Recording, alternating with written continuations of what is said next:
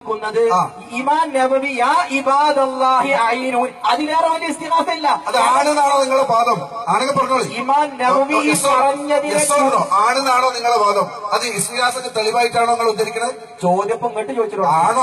നിങ്ങൾ കുറെ സമയം ഒരേ പിന്നെ വിഭാഗത്തിന് ഒരേ സംഗതി ആവർത്തിച്ച് വായിക്കണം. അതിന്റെ ആവശ്യമില്ല. അതിന്റെ ആവശ്യമുണ്ട്. ചോദ്യം ഇങ്ങോട്ട് ചോദിക്കരുത്. അതിനാണ് നിങ്ങൾക്കാണ് സ്റ്റേജിട്ട് നൽകുന്നത്. അതെ, സുന്നികളും നിങ്ങൾ ചോദ്യം ചോദിക്കുന്നില്ലല്ലോ. 5 മിനിറ്റായി നിങ്ങൾ സംസാരിക്കാൻ തുടങ്ങിയിട്ട് ചോദ്യം ഇതുവരെ വന്നിട്ടില്ല. ചോദ്യം ചോദിക്കും. മൈക്ക് ഓഫാക്കിനെ കൊണ്ട് നടക്കൂല. ചോദ്യം ചോദിക്കും. എന്നുള്ളത് ഇമാം നബവിയും അഹ്മദ് ബിൻ ഹംബലും തുടങ്ങി ഒരുപാട് മഹത്തുക്കളായ ഇമാമിങ്ങൾ വിളിച്ചു പ്രാർത്ഥിച്ചു. അതിനെ സംബന്ധിച്ച് നിങ്ങൾക്ക് എന്താണ് പറയാനുള്ളത്? ചോദ്യം കേട്ടോ. ഇത്ര 5 മിനിറ്റ് പറയേണ്ട സാധനം അത് ഒറ്റ മിനിറ്റോട് ചോദിച്ചാൽ പോരെ? അതിന്റെ മറുപടി വ്യക്തമായിട്ട് കേട്ടോളെ, കേട്ട് പഠിക്കട്ടാ. അൽഹംദുലില്ലാഹ്, നല്ല ചോദ്യമാണ്. നമ്മൾ അദ്ദേഹത്തെ പ്രശംസിക്കുന്നു. യഥാർത്ഥത്തിൽ ചോദിച്ചു നന്നായി നമ്മൾ എനിക്ക് പറയാനുള്ളത്. ഞങ്ങളെ കുറച്ച് ആൾക്കാർക്ക് ഇത് തിരിഞ്ഞിട്ടില്ല. പോലിക്കൂടി തിരിക്കപ്പെടുന്നതല്ല.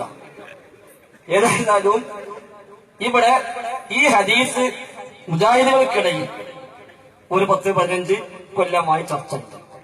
ഒരു 5-8 കൊല്ലമായിട്ട് കുറച്ച് അധികമായി ചർച്ചയുണ്ട്. ചില ആളുകൾ ഞങ്ങളൊക്കെ ചോദിച്ചത് എന്തിനങ്ങൾ പെട്ട് അംഗീകരിച്ചത് അയ്യപ്പല്ലേ പെട്ട ഇവ കൂടണമെന്ന് ഞങ്ങളൊന്ന് പറഞ്ഞ ചില മൂലമായിട്ട് വരും. അതുകൊണ്ടാണ് ഇപ്പൊ തെളിഞ്ഞല്ലോ. ഇപ്പൊ തെളിഞ്ഞു. അപ്പൊ മൂലമാർക്ക് ഇത് തെളിവാണ്. എന്തിന്? ഓല ഇസ്തിഗാസക്ക് ഞങ്ങൾ ഇമാം നബവി ചെയ്തിട്ടുണ്ട്. അദ്ദേഹം അതിന് അധികാരം അതുണ്ട്. ഇമാം അഹമ്മദ് അത് ചെയ്തിട്ടുണ്ട് ഹജ്ജിന് പോയപ്പോൾ. ഇമാം ഷൗക്കാനി അദ്ദേഹത്തിന് തുഹ്ഫത്തുൽ ദാക്കിരീനിൽ അത് അംഗീകരിച്ചിട്ടുണ്ട്. ഇബ്നു തൈമിയ്യ അദ്ദേഹത്തിന്റെ അൽ കലിമത്ത് ത്വയ്യിബിൽ അത് പരാമർശിച്ചു പോയിട്ടുണ്ട്. ഇബ്നു ഖയ്യിം റഹിമഹുല്ലയും അതിന്റെ വ്യാഖ്യാനത്തിൽ അത് പരാമർശിച്ചു പോയിട്ടുണ്ട്. ഇനി അവിടെ ഇങ്ങോട്ടെടുത്താൽ മുസ്ലിം ലോകത്തെ സലഫി ലോകത്തെ പണ്ഡിതന്മാർ ഭൂരിപക്ഷം ആളുകളും ഇതേക്കുറിച്ച് ചർച്ച ചെയ്തിട്ടുണ്ട്. കേരളത്തിലാണെങ്കിൽ 1971 ഉമർ മൗലവി അദ്ദേഹത്തെ സൽസബീൽ മാസികയിൽ ഈ വിഷയം കൈകാര്യം ചെയ്തിട്ടുണ്ട്. അതിനുശേഷം നമ്മൾ ഈ നാട്ടുകാരൻ കൂടിയായ ചെറിയമുണ്ട അബ്ദുൽ ഹമീദ് മദീനി ശബാബിലേക്ക് വന്ന ചോദ്യത്തിന്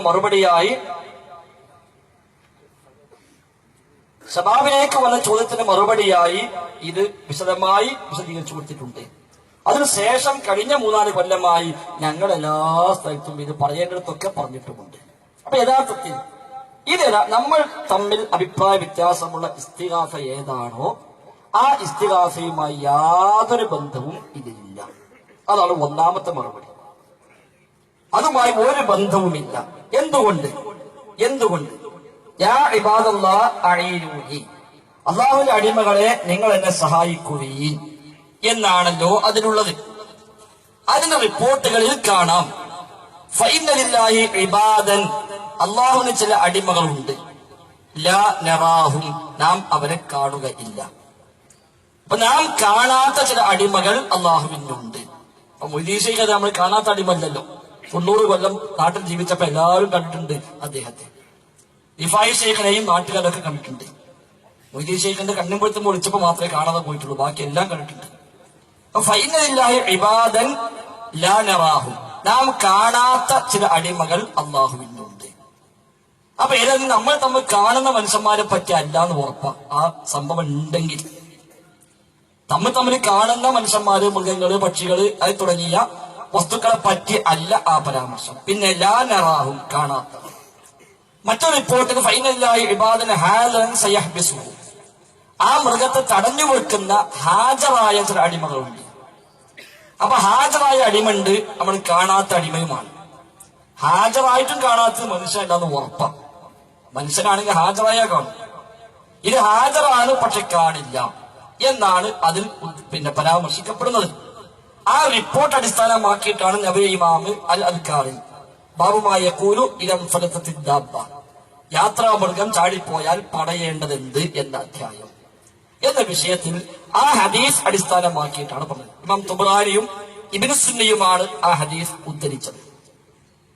ആ പരമ്പര സ്വഹിയല്ല, ദുർബലമാണ്, ദഈഫാണ്. നബി പറഞ്ഞു എന്ന് പറഞ്ഞുകൊണ്ട് ഉദ്ധരിക്കപ്പെടുന്ന സംഭവം സ്വഹിയല്ല, ദഈഫാണ്, ദുർബലമാണ്. സാധാരണഗതിയിൽ മുജാഹിദിനെ സംബന്ധിച്ച് ദുർബലാന്ന് പറഞ്ഞാൽ പിന്നെ എനിക്ക് നോക്കലില്ല, ആവശ്യമില്ല.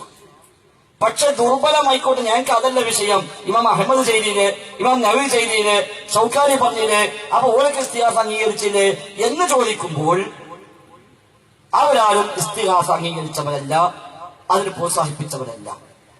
നേരെ മറിച്ച് ഈ ഹദീസ് സ്വഹീഹാണ് എന്ന ധാരണയിൽ, ഇനി അതല്ലെങ്കിൽ ഫലായിന്റെ വിഷയം പറയുമ്പോൾ ചെറിയ ദുർഫുകളൊന്നും പ്രശ്നമല്ല എന്ന നബി ഇമാമിന്റെ അസ്ലു പ്രകാരം, ഇമാം അഹമ്മദിന്റെയും അസ്ലു പ്രകാരം അവർ അത് സ്വീകരിക്കാവുന്ന റിപ്പോർട്ടായി കണ്ടു. അതുകൊണ്ട് ഒരു ഹദീസിൽ അങ്ങനെ വന്നു എന്ന് മനസ്സിലാക്കിയത് കൊണ്ട് അവർ അത് ചെയ്തു. ശിർക്കായിരുന്നില്ലെങ്കിൽ ഒരു ഹദീസിൽ കാണൂല എന്ന് ഉറപ്പാണ്. ഒറ്റ ഹദീസിലില്ലല്ലോ. നിങ്ങൾ എവിടെ പോയി കുടിഞ്ഞാല് മൊയ്തീശികളെ വിളിച്ചോളി എന്ന ഹദീസില്ലല്ലോ. കാരണം എന്താ ഉണ്ടാവില്ല. ഞാൻ മൊയ്തീശിക്ക് വേണ്ട ഇബ്രാഹിമിനെ വിളിച്ചോളിന്നുണ്ടോ? ഇല്ലല്ലോ. അപ്പൊ അങ്ങനെ റിപ്പോർട്ട് ഉണ്ടാവില്ല. അതുകൊണ്ട് തന്നെ ഇവിടെ മരിച്ചുപോയ അമ്പിയാക്കളെയോ ഔലിയാക്കളെയോ ശുഹദാക്കളെയോ സ്വാലിഹീങ്ങളെയോ ആ സ്ഥലത്ത് ഇല്ലാത്ത, അവിടുന്ന് വായിബായ സ്ഥലത്തില്ലാത്ത മറ്റേതെങ്കിലും സൃഷ്ടികളെയോ അവിടെ വിളിച്ചു നേടുന്ന പ്രശ്നം വരുന്നില്ല.